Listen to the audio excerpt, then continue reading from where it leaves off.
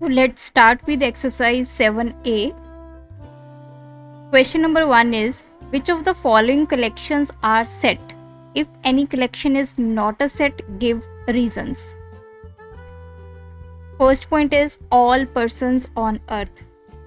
तो आपको कुछ स्टेटमेंट्स गिवन है, इन स्टेटमेंट्स को देखकर आपने बताना है कि क्या ये सेट है या नहीं।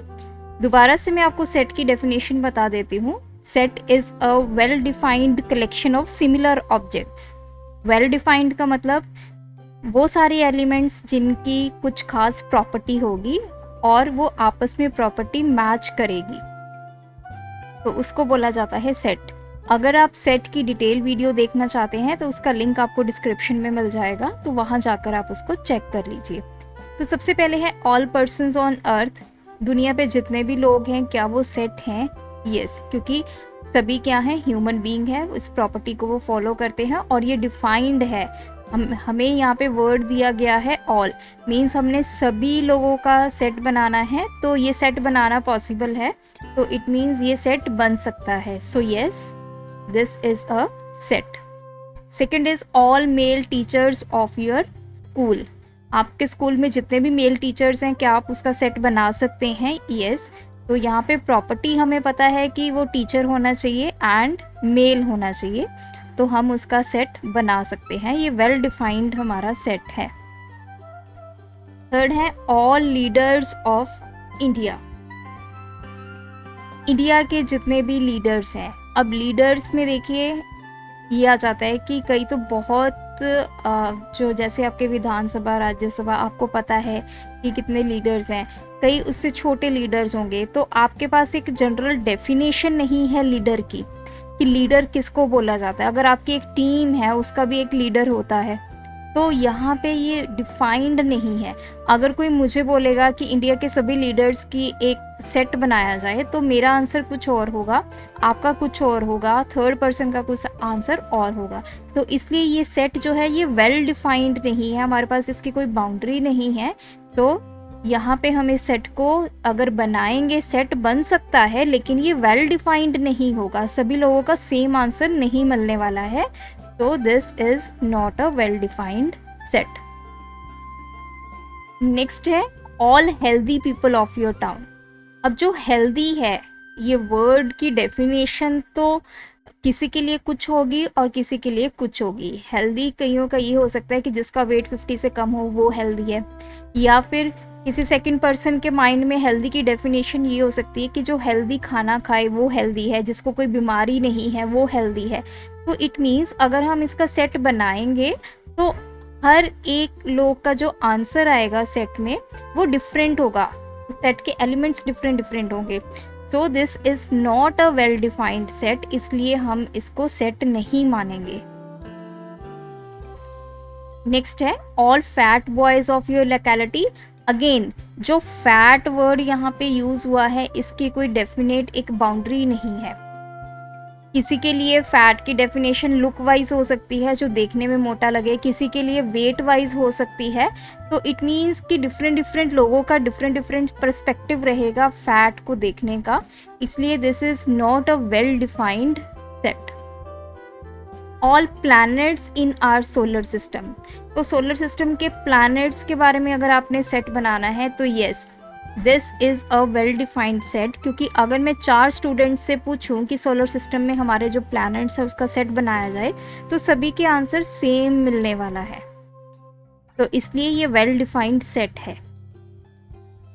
All difficult problems in your book in mathematics. तो मैथमेटिक्स में जितने भी आपके बुक में डिफ़िकल्ट प्रॉब्लम्स हैं उसका सेट बनाएं। सो अगेन ये जो वर्ड है डिफ़िकल्ट, ये मेजरेबल नहीं है, किसी के लिए इसकी डिफरेंट डेफिनेशन हो सकती है। किसी को सेट वाला चैप्टर डिफ़िकल्ट लगता होगा, किसी को स्पीड, टाइम एंड डिस्टेंस वाला चैप्टर डिफ़िकल्ट लगता होगा, किसी को डेसिमल फ्रैक्शंस वाला चैप्टर डिफ़िकल्ट लगता होगा। तो हर एक का जो डिफ़िकल्टी लेवल है वो डिफरेंट है, तो जिस वजह से इसका जो आंसर आएगा सेट का वो सभी लोगों का अलग अलग रहने वाला है। So that's why it is not a well defined set. All 3 digit natural numbers. Yes, 3 digit natural numbers का सेट आप बना सकते हैं। आपको पता है 3 डिजिट नंबर्स क्या हैं और नेचुरल नंबर्स एवरीबडी नोज।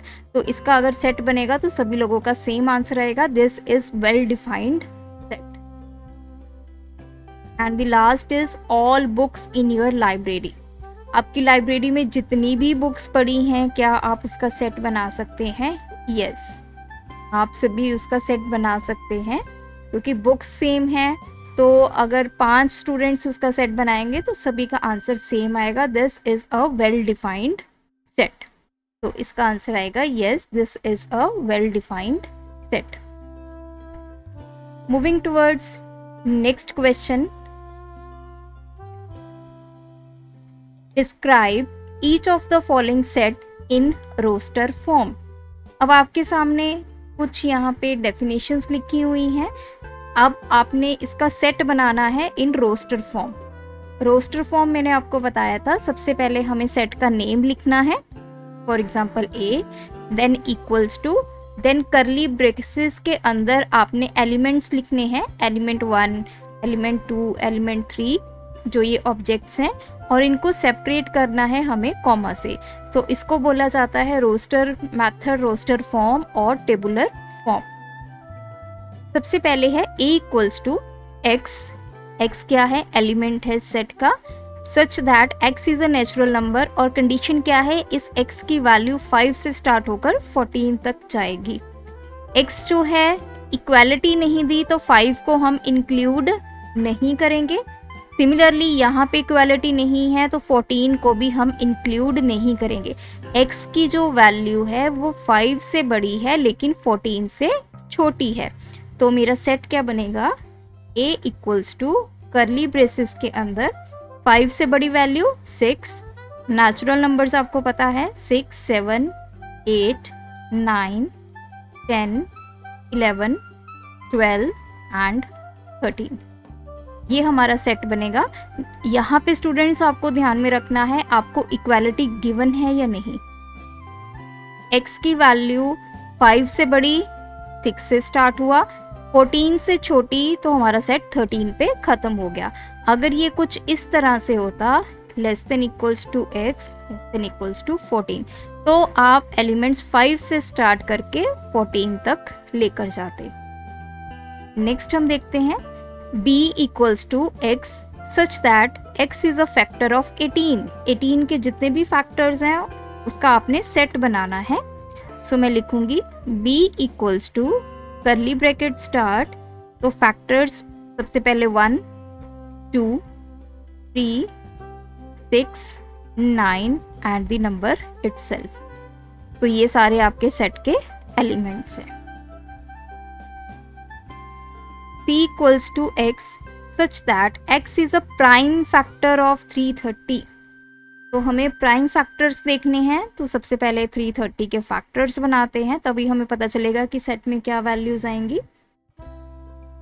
2 पे 2 ones the, then 6, then 5, then 3, 15, again 15, 5, 11 and 11। तो c equals to करली ब्रेसेस में मुझे इसके 2, 3, 5 एंड 11, तो मैंने फैक्टर्स लिख दिए हैं 330 के। तो ये हमारा सेट बन गया in roster form. Next is d equals to x such that x is a 2-digit number, the sum of whose digit is 8। ऐसे 2 डिजिट नंबर आपने लिखने हैं जिनका दोनों का अगर सम करेंगे वो क्या आएगा? 8 के इक्वल। तो d equals to bracket start, तो 2 डिजिट नंबर अगर हम 1, 7, तो 1 + 7 आपका 8 बन गया, देन 2, 6, 3, 5, 4, 4, देन इनका reverse 5, 3, 6, 2, 7, 1 and last number is 80। तो जितने भी ये नंबर्स अगर आप उनका इंडिविजुअल का आपस में सम करेंगे तो that will give you 8। Next है e equals to x such that x is a natural number, x is a multiple of 7 और साथ में कंडीशन है कि x की वैल्यू 60 से छोटी होनी चाहिए। नेचुरल 3 चीज़ें आपने देखनी है, x नेचुरल नंबर होना चाहिए, x 7 का मल्टीपल होना चाहिए और 60 से वैल्यू कम होनी चाहिए। So e is equals to, सबसे पहला मल्टीपल 7 का, that is 7, 14, then 21, 28, 7 5 the 35, then 42 and 49। इससे आगे हम नहीं जाएंगे क्योंकि देन आपका 60 से ऊपर नंबर क्रॉस हो जाएगा। तो ये सारे हमारे वो नेचुरल नंबर्स हैं जो 7 के मल्टीपल हैं एंड हमें लास्ट में एक टर्मिनेशन पॉइंट दिया है कि x की वैल्यू 60 से छोटी होनी चाहिए, इसीलिए हमने यहाँ पे 49 पे आके इस सेट को स्टॉप कर दिया। f equals to x such that x is a natural number, हमारी सबसे पहली condition.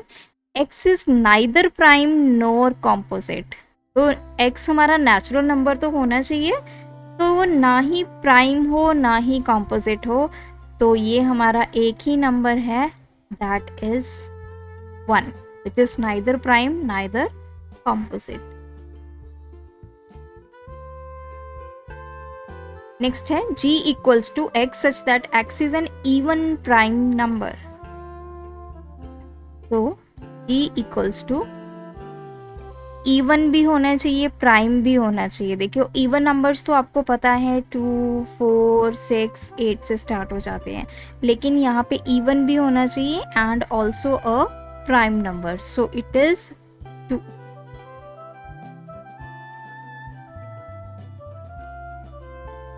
h equals to x such that x is an odd natural number.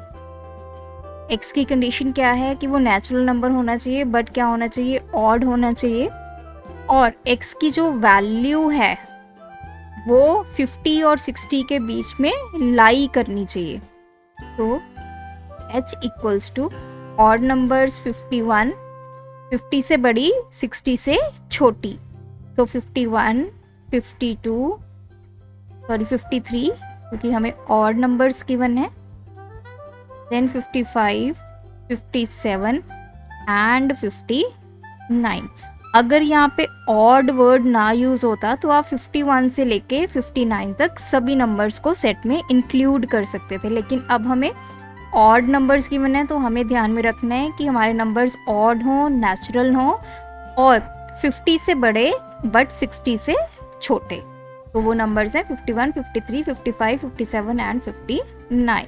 इस तरह से जितने भी आपको कंडीशंस गिवन है किसी सेट की, वो सारे उसके एलिमेंट्स जो हैं वो फुलफिल करने चाहिए।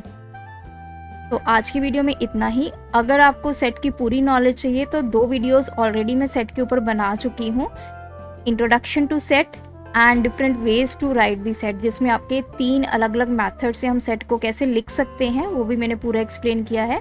प्लीज़ आप डिस्क्रिप्शन में जाकर उन वीडियोस को चेक कर लीजिए। तो आज की वीडियो में इतना ही, मिलेंगे आपको एक ऐसे ही नेक्स्ट ट्यूटोरियल में।